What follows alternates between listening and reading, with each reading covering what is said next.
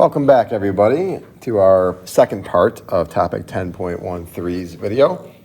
And in this video here, we're going to talk about differentiation and integration of a power series. Okay, so we read along here. All the founding fathers of calculus used power series extensively in their individual development of the subject. Because of this, we can wonder, are power series continuous, differentiable? Can we integrate them? And the answer is a resounding yes, for the most part. So theorem 10.13.2, properties of functions defined by power series. If the function given by f of x equals the series a sub n x minus c to the n has radius of convergence r greater than 0, then on the interval c minus r to c plus r, f is differentiable and therefore continuous. Moreover, the derivative and antiderivative of f are as follows. Basically, we just use our power rule for our derivative and for our antiderivative. The radius of convergence of the series obtained by differentiating or integrating a power series is the same as that as the original power series. The interval of convergence, however, may differ as a result of a behavior at the endpoints. All right, so next slide here, I have this activity that I like to do in class. So if you're working on this outside of class, I would suggest you pause this video and try this activity on your own. And when you're done working on it, you can come back and check and see what you should have got. For part 1, if you write an expression out that includes the first 5 terms, we just say f of x equals, just copying down the series right now, equals, first term would be 1 over 1, and then x over 1, x squared over 2 factorial, x cubed over 3 factorial, x to the 4th over 4 factorial. We can keep going with that, but it just has the first 5 terms, so that's it. Find f prime by differentiating the terms in the above series. So it would be 0 plus 1 plus 2x over 2, or just x, plus 3x squared over 3. 3 over 3 would cancel, leaving us with x squared over 2.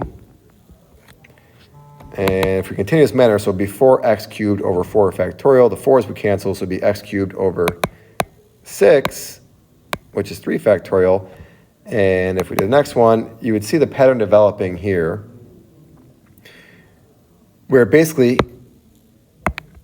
it's the same equation as above.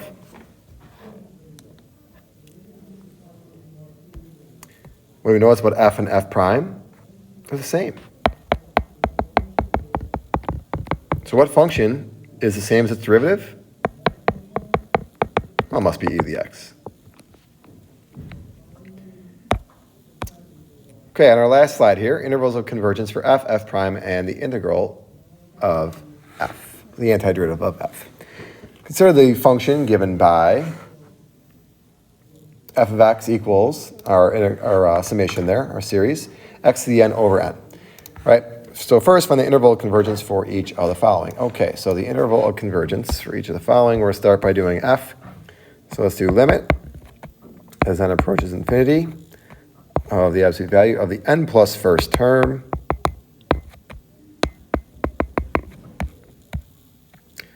divided by the nth term, so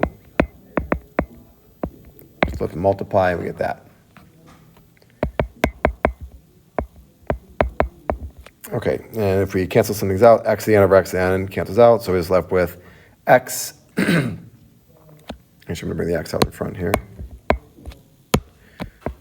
x times n over n plus 1, and we know that this will go to 1, so really our answer is just absolute value of x. We want that to be less than 1 in order for it to converge, so our interval of convergence would be negative 1 to 1. Now we check our endpoints. So at x equals, let's do negative 1 first.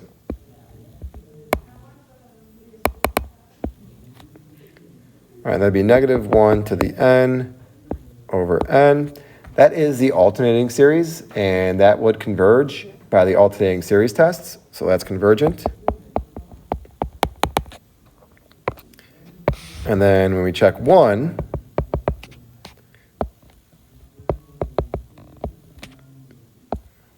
which is 1 to the n, which is 1 over n, that is the harmonic series, which we know is divergent.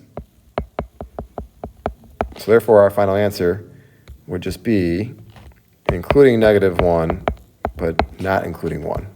Or you can write it like this.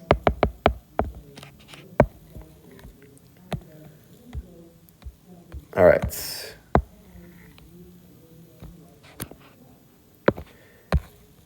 B, the derivative of f. So first, let's take the derivative of f. That would be nx to the n minus 1 over n, or just x to the n minus 1. All right, now, by that last theorem, we know the interval is going to be -1 to 1, but let's just prove it, just so you can believe it here. Limit as n goes to infinity of the n plus first term, divided by the nth term. So that's going to be x to the n over x to the n times x to the -1.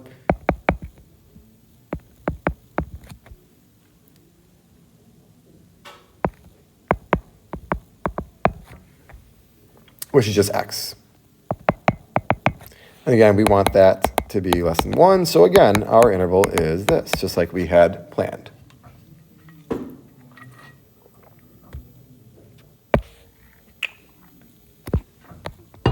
Now let's set our endpoints. X equals -1.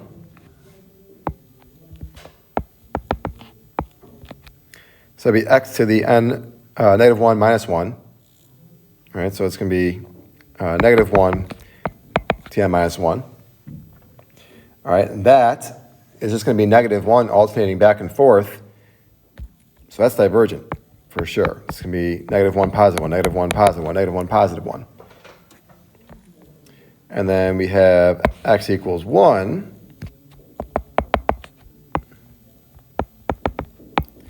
So that would be 1 to the n minus 1, which is just going to be 1 all the time as well. So since that doesn't go to 0, that one's also going to be divergent by the nth term test.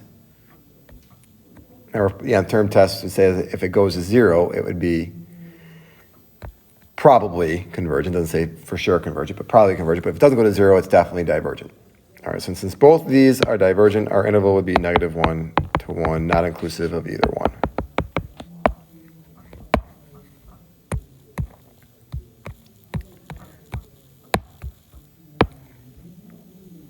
All right, so finally, our antiderivative. This is going to equal this series here, x to the n plus 1 over n times n plus 1. Having trouble writing an n there.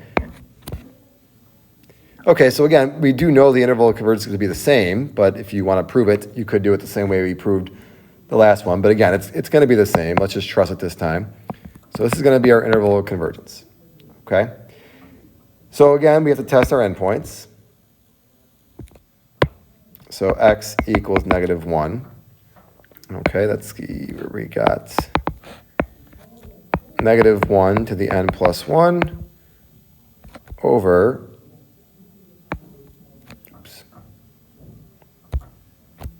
n times n plus 1.